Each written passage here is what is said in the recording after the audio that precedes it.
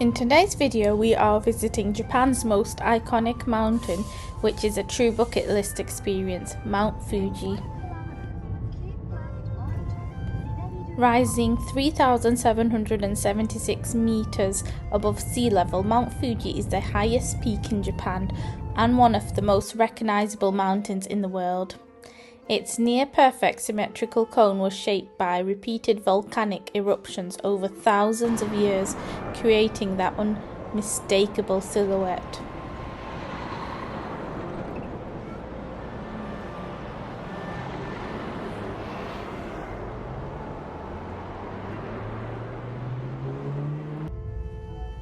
So the drive there is quite a scenic drive. It's quite smooth. We hired a car which was then self-driven, and it was truly a nice experience because we got to visit the more natural side of Japan and see how the locals live, which was a big difference from Tokyo. So I definitely recommend taking a car there so you can get to see a lot more of what local life is like, which you might not get to see from trains. It's beautiful to watch the sunset. After a quick visit to Mount Fuji, we went to Fuji Motorsports. The track hosted Formula 1 in 1976 and 1977, and also in 2007 and 2008. Today, Fuji Speedway is owned by Toyota, and it is a major hub for Super GT racing and endurance racing.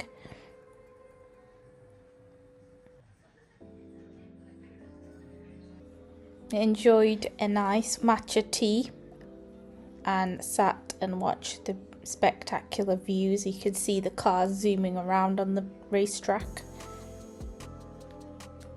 This matcha tea was nice and creamy. Unlike many circuits, Fuji combines a massive straight, tight technical corners with elevation changes. It makes it both fast and technical and a real challenge for drivers. You can also see a lot of motor vehicles inside. It has a museum with many floors where you can have a look at lots of cars that were used in races, especially if you are a car enthusiast. This is the car journey back. We took a stop for food. We went and bought some food from a convenience store. So this is onigiri, which is made with sushi rice, some tuna, mayo, and it's filled with seaweed. This is what I had for dessert. It was like a chocolate bun with cream in the middle. The chocolate was hard on top, but it did break. And then also had some more sushi. And in the car, later when I was feeling peckish, I did have a bit more of this. This was quite nice. This had egg in the middle and some vegetables as well.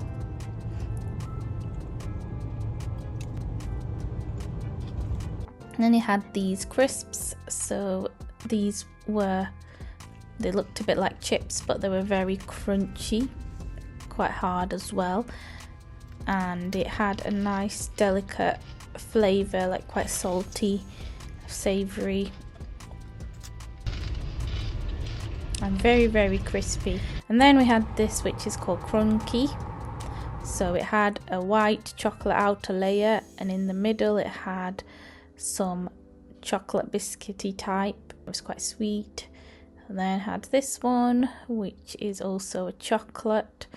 These were in cubes, and in the middle there was some fruit and some nut. This was also quite good. And then this is another crunchie but in a big bar. So this has got like little cereal or rice pieces in between the chocolate, so it is literally crunchy. So I'm going to give it a try. That was very nice and chocolatey, and I like the crunch. And these were some of the crisps, so they tasted a lot like Pringles. And then the drive was very nice, going back from Fuji and travelling through more of the built-up cities.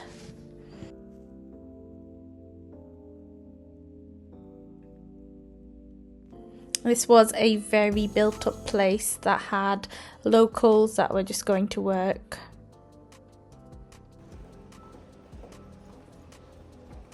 The drive was really nice, very nice and smooth. In Japan the roads are quite nice as well, so it was nice to drive through.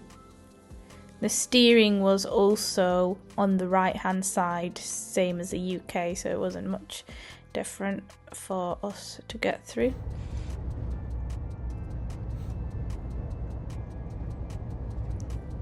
So it was a snack that was in the theme of Hello Kitty. It had Mount Fuji in the back in the picture, so that's quite cool.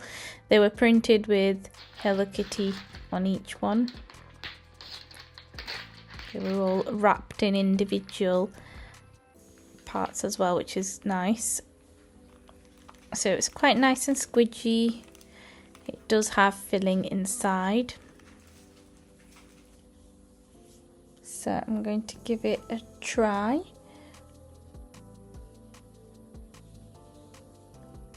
So here it is.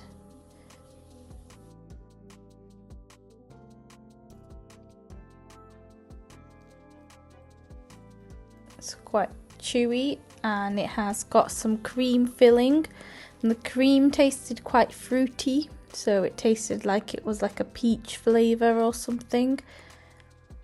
And it was very soft, sweet. The inside was also creamy but also a little bit grainy as well. This one was a white peach mochi, and these are one of my favourite things I've tried in Japan. These I would have all the time if I could. So they also come individually wrapped. I just really like the flavour of this. It's very fruity. There's no filling in the middle, which is fine, but they're very soft, and it's made with rice flour, and it is really, really nice. It tastes like a gummy sweet. And these are some cheese-filled biscuits.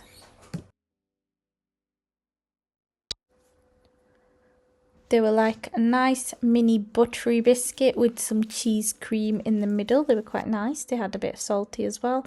And these are matcha chocolate biscuits. Everything was quite green.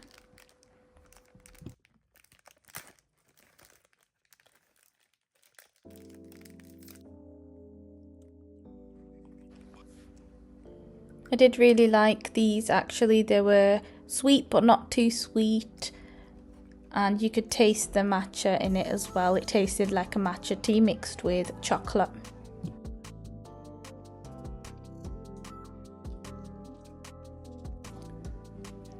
They were quite addictive, so I did have quite a few.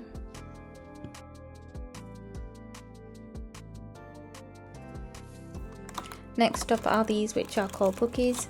These are also matcha tea flavoured. So they are like a breadstick / biscuit type with some white chocolate matcha. These were really nice, not too sweet, and taste like a matcha tea. These are kind of like Mikados that you get in the UK, but Mikados is chocolate. I also tried this more savoury option. These are actually cheese. They are cut into nice thin shreds. These were really nice actually. They were very creamy. They had a nice cheesy flavour as well, and you can add these to sandwiches or snacks, but I just liked the taste of them on their own. And these are some of the other snacks. I will be trying these in my next video because I can't eat so many at once, so these are all going to be in my next videos. So there was lots of different types, some more matcha chocolates, some strawberry flavoured chocolates, some crunchies, some biscuits that had matcha tea in them as well, and some more mochis, and some matcha tea Kit Kats, some of these peach flavoured desserts as well, or snacks, some more chocolates, some strawberry covered chocolates.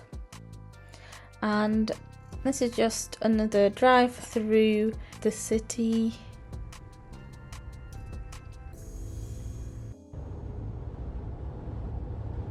There were some beautiful cherry blossoms, and I really liked seeing the different houses and the apartments and just getting a feel for what life in Japan is really like. The driving is quite straightforward.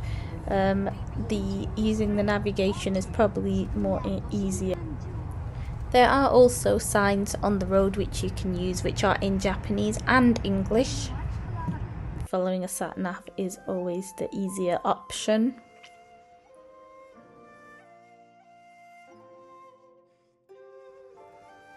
Sorry, this part of the video quality isn't as good because my camera did lose battery, meaning I had to record using a different device which was not as good as what I started with.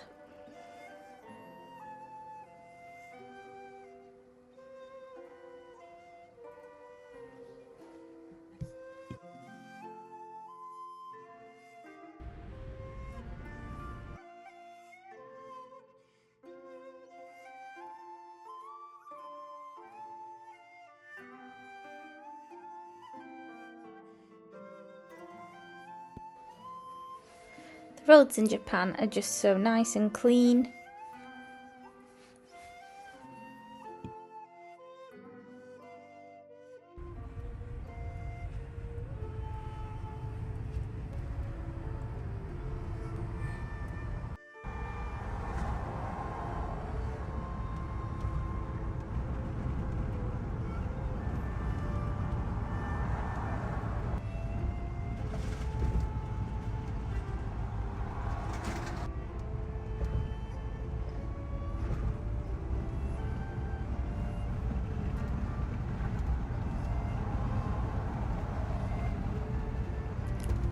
And that's it for today. Please remember to like and subscribe for more. Thank you.